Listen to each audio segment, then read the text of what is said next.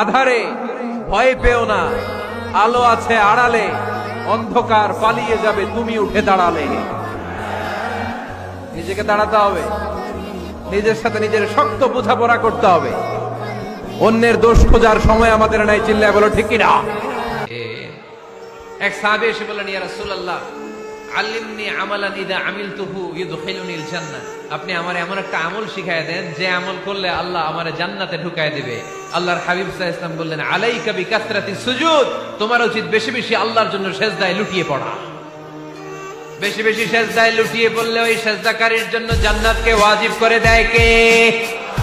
কিয়ামতের ময়দানে আল্লাহ বলবেন, ও আমার বান্দারা, আমারে সিজদা দিয়ে দেখা। কারা কারা দুনিয়াতে সিজদা দিয়েছিলি, আজকে এই কিয়ামতের ময়দানে আমারে সিজদা দিয়ে দেখা।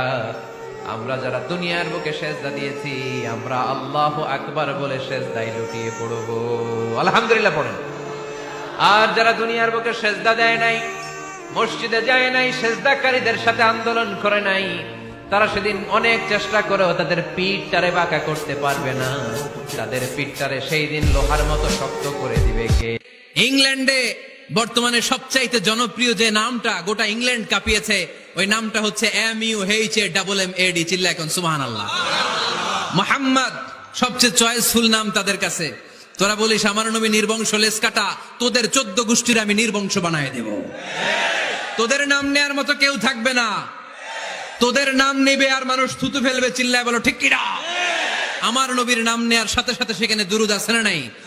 আমরা যখনই বলি মুহাম্মদ তখনই পড়ি সাল্লাল্লাহু। আবু লাহাব নাই, কিন্তু আবু লাহাবের আদর্শের লোকেরা আছে না নাই? আবু লাহাব নাই, আবু লাহাবের ভাতিজারা আছে না নাই? আমার নবীর বিরুদ্ধে কথা বললে ওইটা আমরা মেনে নিব না। চিল্লায় বলো ঠিক কিনা। আমার নবীর সম্মানে আঘাত হানলে ওই হাত কি করে ভেঙে দিতে হয় আমাদের জানা আছে না নাই? আমরা আমাদের হৃদয়ে নবীর ভালোবাসা রেখে দিয়েছি, গোটা বিশ্বকে এই ভালোবাসা দিয়ে আমরা উজাড় করে দিতে রাজি। চিল্লায় বলো ঠিক কিনা। যত জায়গায় কাফির মুশরিকরা নবীকে গালি দিয়েছে, নবীর বিরুদ্ধাচারণ করেছে, জবাব দিয়েছে কে? জোরে বলেন কে? 10 নাম্বার। ও আমার যুবক ভাইয়েরা, বিকেল বেলা ক্রিকেট খেলার পরে তুমি ওযু করে মসজিদে যাও, তোমার বন্ধুগুলো বল, স্ট্যাম্পার, ব্যাট নিয়ে চলে যায়। তাদেরকে ডাকো, তাদেরকে ডাকো। নামাজ একা পড়লে হবে না, সবাইকে নিয়ে নামাজ পড়তে হবে। আপনি আপনার সরকারি অফিসে নিজে নামাজ পড়েন, তো কলিগদেরকে দাওয়াত দেন না কেন? নামাজ কি একা একা পড়লে হয়? ইকামাতুস সালাহ সবাইকে নিয়ে করতে হয়। জান্নাতে যখন যাব সবাইকে নিয়ে যাব, ঠিক কিনা? দুনিয়াতে আপনার ব্যবসায় পার্টনার, অফিসের কলিগ, পরাণের বন্ধু, ও থাকবে জাহান্নামে, আপনি জান্নাতে। এটা হয়? কথা বলেন। তাই না ওরে মসজিদে নিয়ে যাবেন, বলবেন তোরে ছাড়া আমি জান্নাতে থাকতে পারবো না। পারবেন?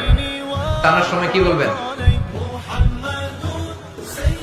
যদি মসজিদে ঢুকতে না চায়, ওর জামা ধরে টানবেন আর কি বলবেন?